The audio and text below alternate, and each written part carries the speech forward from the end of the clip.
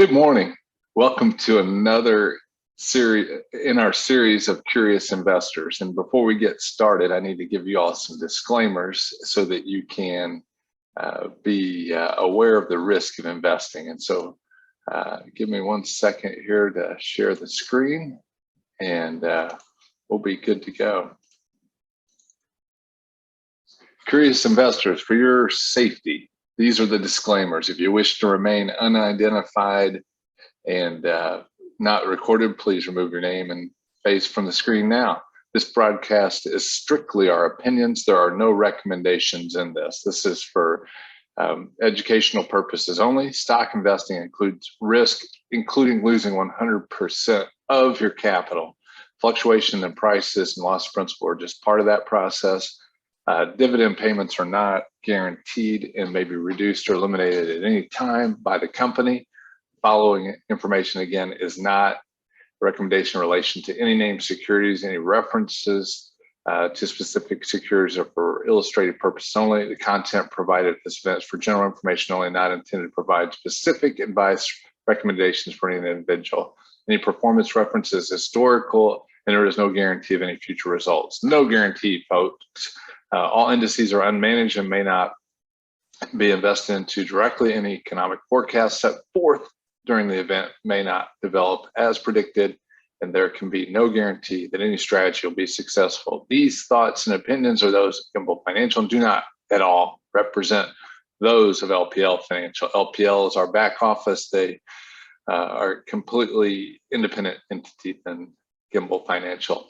Any tax references or illustrations, seek advice from a tax professional before acting on any ideas discussed. Securities are offered through LPL Financial, member FINRA SIPC. Investment advice offered through Gimbal Financial, a registered investment advisor, a completely, entirely, 100% separate entity from LPL Financial. We're humbled to have LPL as a partner. We appreciate their contributions to what we do.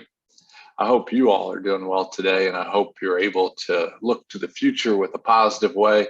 Wear my journey over the destination hat today. That life is about the journey and not the destination. If you can figure out how to make this journey an interesting one, you are going to have a blast. And I'd encourage you in that process, and that's what we at Gimbal Financial try to do. Try to help you use your resources to find the amazing journey called life. So today I want to talk to you about two ideas. I want to talk to you about what the 200-day moving average is and volatility. And I'm going to show you just a couple historical stock prices. These are historical, they're not real time because markets are closed, and these are as of yesterday. And some of these are 1 and 2 years old. I want to show you these to help you think through. And these are ones that if you're thinking of doing a buy and hold strategy, what you might want to take into account. Two ideas: 200-day moving average and volatility. There are 5 trading days in a week. So if you multiply 5 times 40, that's 200 days. And if you take the average price of those and drew a line of those 200 days of trading, that would give you what's called the 200-day moving average. I'm going to show you that here real quickly as I share my screen with you, and we'll talk through that. So this is I don't want to talk about this one right now. Let's talk about Verizon. It's an old phone company.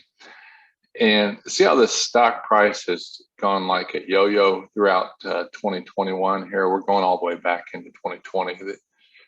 Back here goes to February of 2020.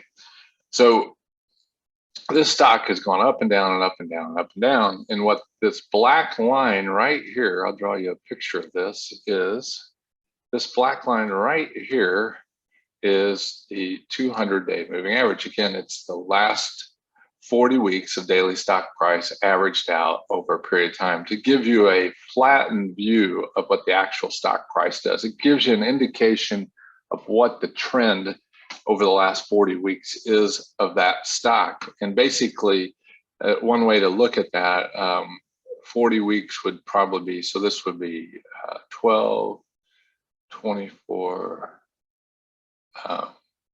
36. So let's go here. Let's just say each of these 1, 2, 3, 4, 5, 6, 7, 8, 9, 10. This is 10 weeks from here to here. Each of these is 12, that's 24, 36. So we'll just say to right about where I drew that line right there is 40 weeks, okay? See that? And so what this line is showing you is over the last 40 weeks, here's what's happening with that stock price. If you would have started right here, you're at about $58 a share. It's down to a little less than 55 now. So it's got just a gradual decline down is what's happened. It was gradually going up over on the first side of it here, because if you go back to the previous 40 weeks, you can see it had come up quite a bit there. And so it just gives you a smoother picture of what is going on that stock price. Now, why that's important is it is ideal if you're buying stocks to look for stocks that 200-day moving average is trending upwards, because if it's trending upwards, then you as an investor are going to benefit not only from whatever the stock market is doing, but that particular stock. And so let's go back and look at 3 years of Verizon, if you're okay doing that with me. We're going back to 2019. And I've got my notes here. Let me grab those real quickly. And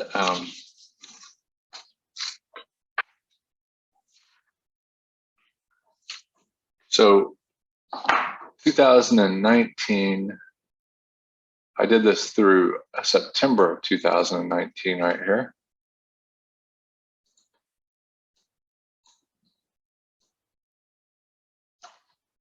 So you've got, why is that not? There we go. Oh, it won't draw down there. That's what it is. Right down. Well, maybe my line pen's just not right down there. It says October 10th, 2019. So what we can see then is this right here is December of 2019 right here. Okay. And then of 2018. So this is January of 2019 right here. So this is the beginning of 2019. Stock starts out the year just a little over 55, and it's trading at 60 almost right here. So you've got this 200-day moving average that is trending upwards. See that? And it came because the stock was over at 47 over here. And so that moving average was going flat. And then all of a sudden you see this great ascent in the stock price here. It went from 50 to almost over 60 in a few short weeks. And that's what changed the angle of that 200-day moving average. This is just pure math we're looking at right here, and nothing spectacular. But what I want you to see is that that's what stocks will do. They'll change their character, their attitude, and their personality. This thing was just flat and doing nothing for a while, and then all of a sudden something kicked it up and it ran up. So here's what I wanted to show you. If you go to right here where this stock peaked out and then follow it down to where it bottomed out over here, that is a 15% drop from here to here. And this is part of what I wanted to talk to you about volatility, is a 15% drop is a pretty substantial thing. If you had 100,000 or 10,000, you'd either have 85,000 or 8,500. And then to get back to 62-ish right there, that's not a 15% drop. That from here to here is 17%. You have to earn a lot more just to get back to where you were. And so that's a element of volatility, that your stock can go sideways for quite a while before you ever make any progress. I'm going to add a year to this and go to 2020 and just show you what happened after that. So this would be January 1st right here of 2020. And you could see this volatility that I pointed out to you. You had that big run up and then down, and then you'd have to kind of work your way back up. And that's what this stock has done. It's given you a lot of ups and downs through there. And a lot of times people want to hold on to stocks because they pay a nice dividend. Most of them aren't paying you that 15% drop that it had there. And this one from the beginning of the year to here, so it dropped from 62 to 48. that is a 21% drop. And to get back up all the way over here to where you were, that's going to be a 26% increase you're going to have. So if you can pick stocks that will grow at 26%, that's what you would be getting on that particular security.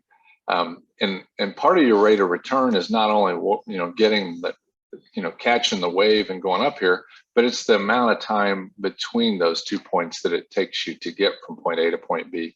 So if you had bought basically over here in March of 2019, right here, and you held on to here until September of 2020, you're at the exact same place with only getting your dividend over all that time, and you've had a bunch of volatility on that particular stock. Let's go forward until today, or until yesterday, and show you the same stock. So here we are. This 200-day moving average is trading basically slightly downward. You have to go, that 26% increase to get back from that low back to that peak there. And then we had another decline from right here, this 62 down to the 54, which is an 8-point drop, which to get back up to that's going to take you almost 10% rate of return to get back up to where you are. And so you can see in something that's historically been a utility, there's a lot of volatility there and a lot of risk for your capital for making basically no progress. If we go back, we're at $54 a share right here. And if we go back to that 2019 date that we started with, we've made some progress. It started over here around 55. It went sideways. We've made no progress. I'm just looking here. We started just back here about 55. You could have even started, if you would have started over here, you might be starting cost of 60 or so, and then coming forward until today from that 55 level, even giving it some grace there, you're still below that price, and you've received that dividend over the time. However, you've experienced a lot of volatility in your portfolio. Let's go back to that one more time and point out how you might have considered that 200-day moving average as a tool for owning Verizon stock. Ideally, if you can find stocks that are trading above this line and they meet a number of other qualifications, you're going to be doing better. If the line is trending upward and you're buying a stock above it, you're doing pretty well. So had you had the initiative to buy right here at $50 a share and you rode it all the way up and you see the 50-day or the 100-day moving average is working its way up, if you would have used that 100-day moving or 200-day moving average as your price to get out of there, you would have maybe set your goal at 57-ish right around here, and you might have started getting out. If you use 5 days below the 200-day average as a goal to decide when to get out, you might not have got out here. You would have bounced back and forth and seen that it was bouncing off of it. You come over here, it bounced a couple of times above and below, and then it got back above it. But then you had this big move right here that it showed some volume. Volume is what people are voting with, their money, and it got back above it. And then you had another high volume days over here, and people started getting out of it. So you could have, in that period of time, if you bought it at 51 and got out at 56, done okay. You would have got your little dividend on it and had your capital on the sidelines. And then if we go forward from that 56 to 2020, you might have got up as high as 60, but then when it came, here you came down below the 200 again, you got back up it, you could try to get back in it, and it was gradually going up, and you might have got in somewhere here in the 57 range, and then all of a sudden you got back out here and missed all this trading down below that. And then notice here how it hits that 200-day moving average and just bounces down. There's a lot of smart people out there that want to buy above that 200-day average, and some people are just happy if they get close to where they got in, and that supply comes back to the market and the price begins to drop off. and so then you can see how this stock has just struggled all the time with its 200-day moving average. It's not something that it's been able to conquer and stay above.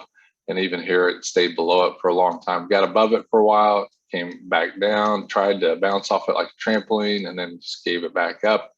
And it just gives you that volatility. And so here, where it's currently at, it just can't hold that 200-day to save its life. So ideally, if you're looking to buy or sell a stock, this one is not one you'd want to jump into today. It's just trending downward, and there's probably a time to buy it, but today may not be that time. You choose. We're not making specific recommendations. I'll show you one I've traded in the past, and I'd have to go back and find my records when I owned this one. It's been quite a while, but I always enjoy a good cruise. And I'll point out the same thing. I'm going back to 2019. This is before the pandemic. Let me see if I can see where I tried to trade this one. Might have been over here in 18. Yeah, it was over here. The stock in 2018 was trending nicely. See, when I said you had to get above this 200-day moving average, there would have been you can go back and see when it finally kind of made its way above it. Yeah, so if you would have looked back over here at this stock, and all of a sudden you notice the character of this thing is it wants to get above the 200-day moving average. And so it did it here in about November of 2016. And then all of a sudden it started trending upwards and gave you plenty of opportunity to get in that. And so then if we add to it a year, all this time it stayed above that 200-day moving average and gave you a nice little run. And then right here, it violated it a little bit. Gave you the first shock that the 200-day moving average wasn't going to hold it. If you look these dates here, it had some selling pressure, but it never even made its way down. So it just told you the buyers were buying and pushing that thing back up. And then finally, you start these red days down here, sellers winning the day where it's down market, and you start seeing less and less of the bottom down here being a blue volume, and you start seeing the red volume start picking up, and that's telling you the sellers are coming into the stock. And then right here, it violates the 200-day moving average for 5 or 6 days, and it just, once it gets below it, it just can't get back above it. See these attempts to get back above the 200-day moving average, it's just not able to do it. So now we're going to go to 2019. It's trading at below that 65 level. 2019. Here's where it came at the 65 below the 200-day. It bottomed out at 56, rallied back up to the 67, and then from the 67 peak there all the way to 45 down here. That's a 32% drop in your capital. Your 100,000 is down to 68, or your 10,000 at 6,800. That's a lot of risk. And then when it rallies back here, it comes right back to the 200-day and can't hold it to save its life. But to get back, just to get back to here, okay, just to where you could have got out at that, you could have even got out right here pretty easily. This is a 32% drop. To get back all the way to where you were, you have to get 48%. And I guess the question you want to ask yourself is, how many 50% rates of return do you get in a year or in 2 years? And again, here you're spending a half a year just trying to get break even on this thing, which is taking the time value of your money and depleting it pretty dramatically. So again, this one was a 32% drop, and it had to have a 48% gain. Hopefully you can see what I'm talking about, volatility and how that works against your capital. I'm going to take us forward to 20.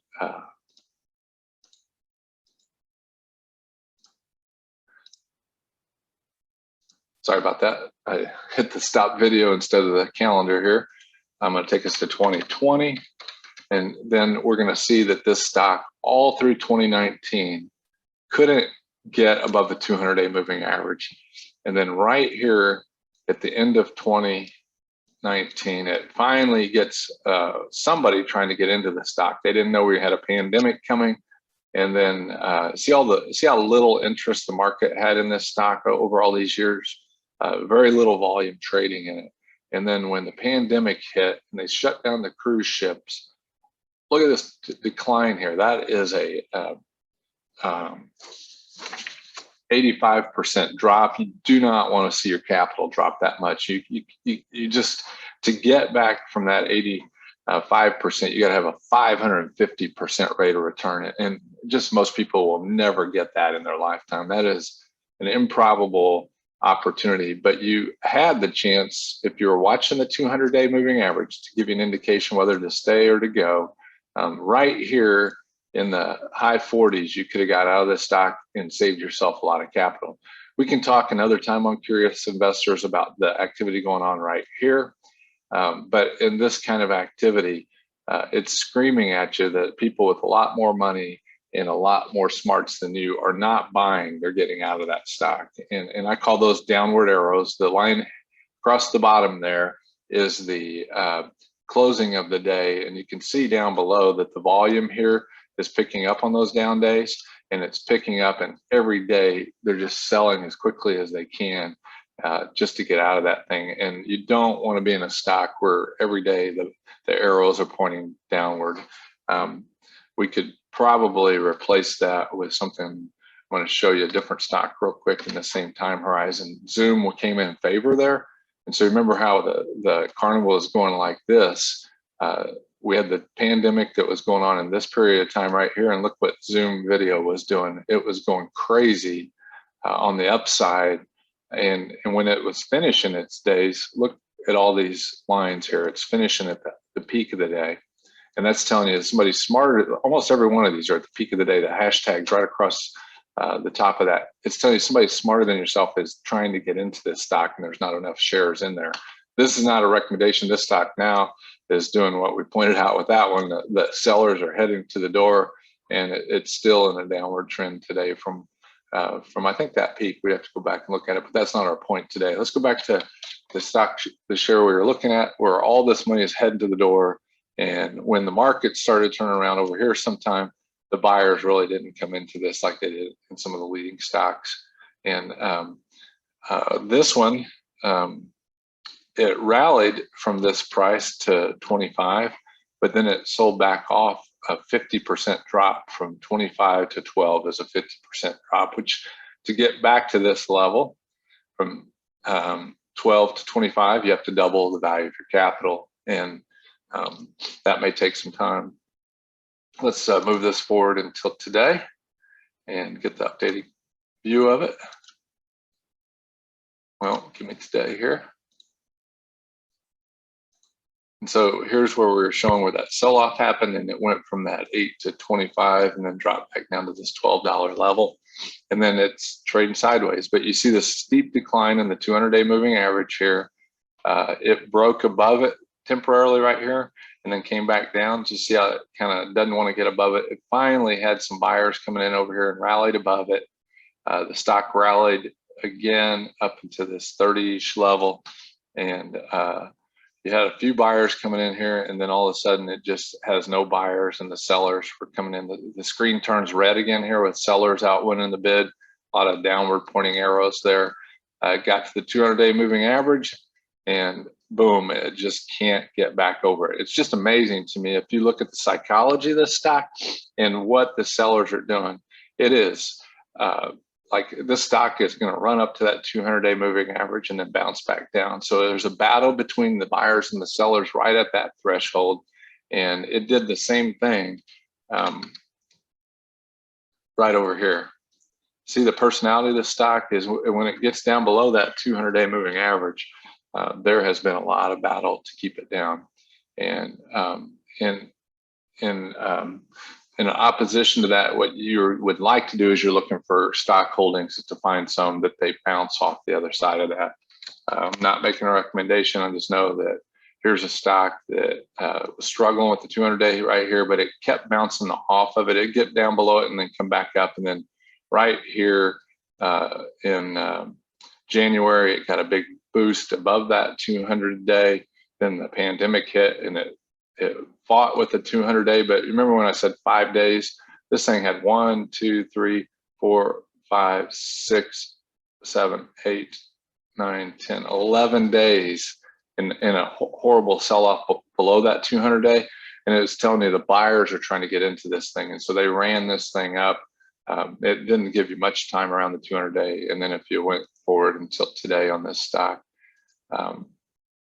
you could see that it's held that 200 pretty consistently all across there. It gave you a little bit of time where it was going below it, and as you got out there, it would give you a chance to get back in, but it was struggling with it for 4 or 5 days here, got back above it. Only 2 or 3 days here, got back above it. And we have this 4 or 5 days right here, and it's back above it today. That's the personality of a stock that probably makes more sense to look at than one with a downward trending 200-day moving average. And so hopefully today you can take those two ideas with you, the idea that volatility is real and you don't have to just sit and hold with it. If you've had a good profit in a stock, you can take that money, pay your taxes, move on to the next stock, and look for one that maybe gives you a personality for which you can maybe hold it a little easier than one that's trading below its 200-day moving average. So volatility is real. 200-day moving average, just a good place to spot check where you are in your stock and give you time to consider whether to buy, sell, or hold that thing. And if you have specific questions, you can call us anytime at Gimbal Financial. In the meantime, trust you can enjoy the journey even more so than what your destination might be. Have a great day, and we'll see you real soon.